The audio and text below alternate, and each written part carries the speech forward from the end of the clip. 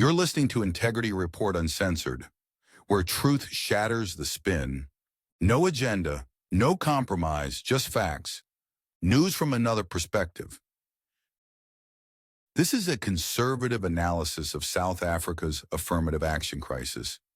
South Africa's broad-based Black economic empowerment, B-BBEE policy, was introduced as a tool of redress, aiming to expand economic participation for the historically disadvantaged. However, over 2 decades later, a growing body of evidence suggests that the policy has devolved into a mechanism for elite enrichment, while doing substantial harm to the broader economy and working-class South Africans.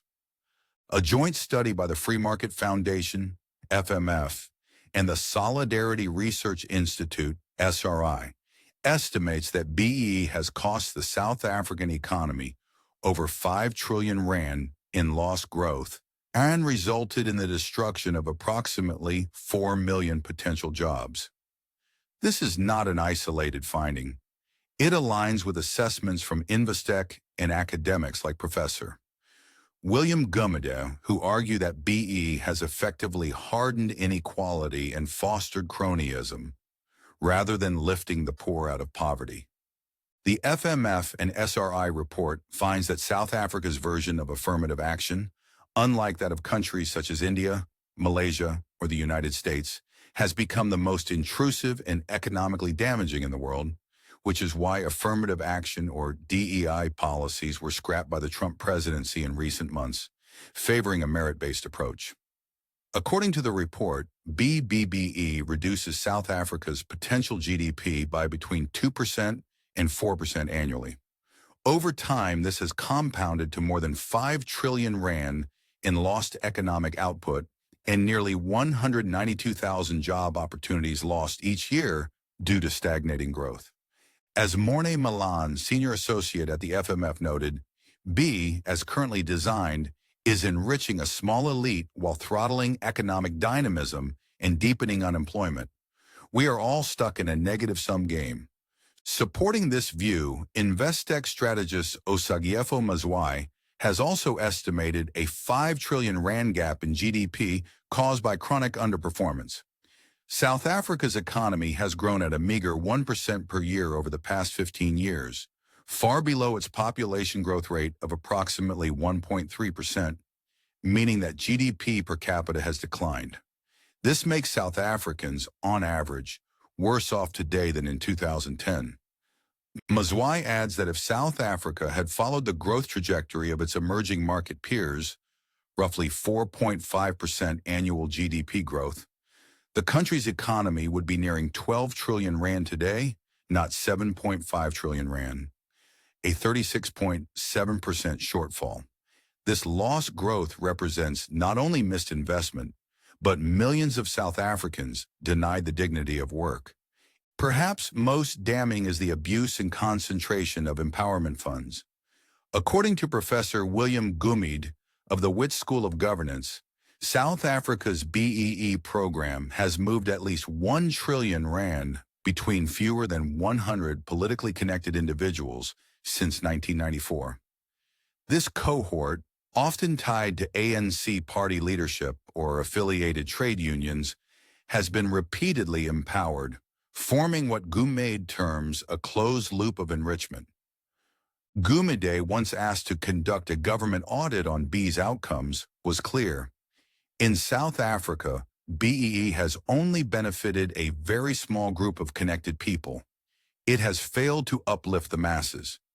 He argues that, unlike in countries like India or Japan, where corporations such as Tata and Mitsubishi funded education and skills development for broad segments of society, South African businesses have been incentivized to create shell companies or tokenistic ownership structures solely to meet racial quotas.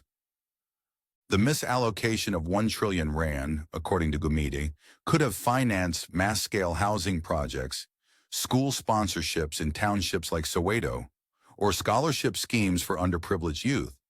Instead, the wealth was concentrated among a few, while the majority of Black South Africans remain economically marginalized, with unemployment hovering around 33% and youth unemployment above 60%. Stats SA, first quarter 2025. He adds, we should aim to create millions of Black South Africans with 500,000 Rand each, not a handful of billionaires. That's what genuine empowerment looks like. The conservative position on B-BBEE is clear.